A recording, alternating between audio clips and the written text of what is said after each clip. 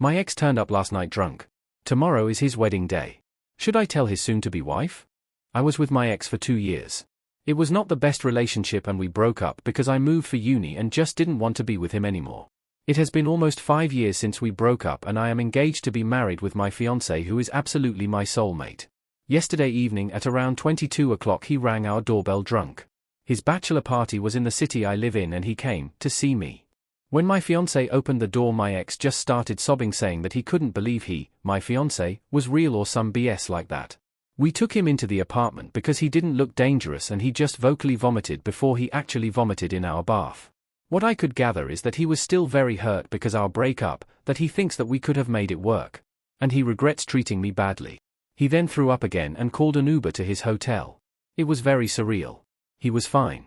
We fed him waffles and cipher to sober up and told him to write us when he was in his hotel to make sure he didn't die or something. I was left with a weird feeling. Almost dirty. I am thinking of contacting his soon-to-be wife? Or should I call him to encourage him to tell that to his fiancée? Or should I not do anything and let this just be an anecdote for my future? Edit. Thanks for all the feedback. It seems like Reddit is as split on this as I am LOL. Just because this kept coming up?